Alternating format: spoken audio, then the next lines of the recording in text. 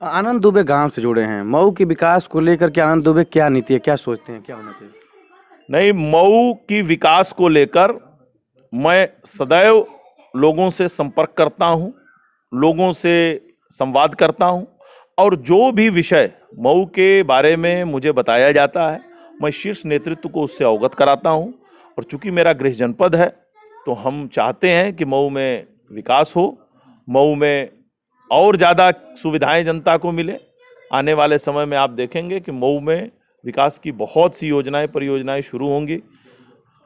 संगठन ने मऊ जनपद को बड़ा सम्मान दिया है, प्रदेश में कई पदाधिकारी बनाए हैं, एमएलसी बनाए गए मऊ से, तो इन सब चीज़ों का बड़ा असर पड़ेगा। आने वाले समय में मऊ विकास में बहुत आगे जाएगा। लास्ट में चलते हैं, आप जानना चाहते हैं अखिलेश यादव के बारे में आनंद दुबे क्या कहेंगे? नहीं, देखिए, अखिलेश यादव जी वो नेता हैं जिनको सत्ता विरासत में मिली है, और ऐसे लोग बहुत लंबे समय तक नहीं चल पाते हैं जिसने संघर्ष नहीं किया।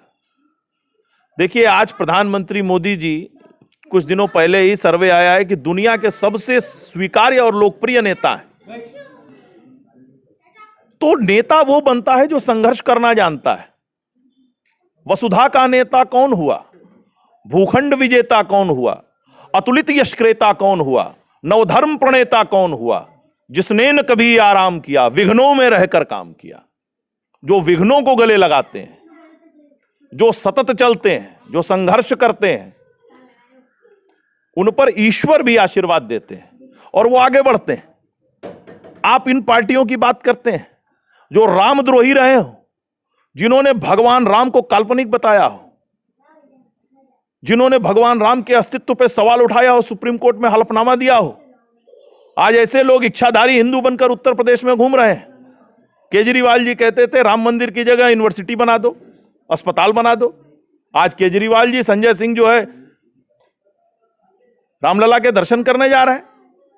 तो ऐसे कालनेमी और मारीचों को उत्तर प्रदेश की जनता भली भांति जानती और पहचानती है। इनका आवरण चलने वाला नहीं है। ये इच्छाधारी हिंदू, ये कालनेमी मारीच उत्तर प्रदेश में नहीं चल पाएंगे। वो अब सेंट इत्र निकाल दिए आकर्षण करने के लिए, अब क्या करेंगे? नहीं, देखिए, वो दिन गुल हुए जब पसीना गुलाब होता था। वो दिन गुल हुए जब पसीना गुलाब होता था, अब इत्र भी मलो तो वो खुशबू नहीं। समाजवादी पार्टी, मैं एक बड़ी अच्छी चीज आपको बता रहा हूं कि समाजवादी पार्टी के झंडे को देखिएगा, उसमें साइकिल जो है दाहिनी दिशा में जा रही, और इत्र पे जो साइकिल छपी है वो बाईं दिशा में जा रही। तो समाजवादी पार्टी की तो दिशा ही क्लियर नहीं है कि उसको कहां जाना है, दाएं जाना है कि बाएं जाना है। पूरी पार्टी कंफ्यूज है, पूरे पार्टी को समझ में नहीं आ रहा है कि क्या करें। जिस तरह से योगी जी की लोकप्रियता बढ़ी है, उससे समाजवादी पार्टी पूरी तरह से बौखलाहट में है, इसीलिए कई बार अनाप शनाप बयान देती है। लेकिन आप ये समझ लीजिए कि जिस तरह से हमने उत्तर प्रदेश में आर्थिक, सामाजिक, धार्मिक, सांस्कृतिक विकास किया है, उसको उत्तर प्रदेश की जनता जानती है। लोकतंत्र में एक विपक्ष की भूमिका होती है और लगातार वो अच्छी होनी चाहिए। इस समय प्रियंका गांधी विपक्ष की भूमिका में आती जा रही हैं, लगातार बैठ रही हैं, क्या नजर आ रहा है, उनके ऊपर क्या कहेंगे? देखिए, प्रियंका गांधी जी उत्तर प्रदेश में सिर्फ वोट यात्रा पर आती हैं। वो प्रवासी पक्षी हैं जो सिर्फ चुनाव लड़ने के लिए उत्तर प्रदेश में आती हैं और उत्तर प्रदेश से वापस चली जाती हैं।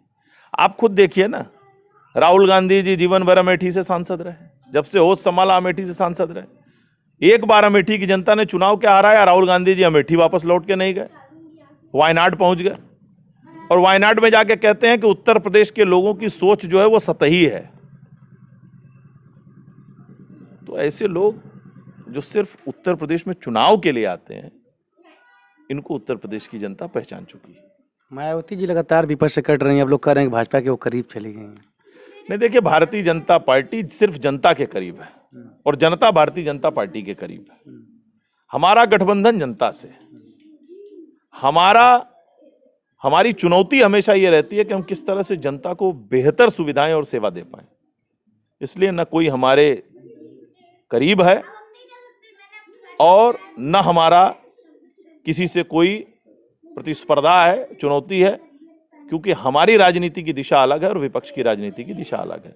हम राजनीति को सेवा का माध्यम मानते हैं, विपक्ष राजनीति को भोग का माध्यम मानता है। ये थे, बहुत धन्यवाद। हमारे साथ आनंद दुबे जी। जाहिर सी बात है, प्रवक्ता हैं तो शब्दों का पूरा जाल है, तो लगातार अपने शब्दों से प्रहार करते रहें, इसके साथ ही अपने सरकार की तमाम बातों को रखें।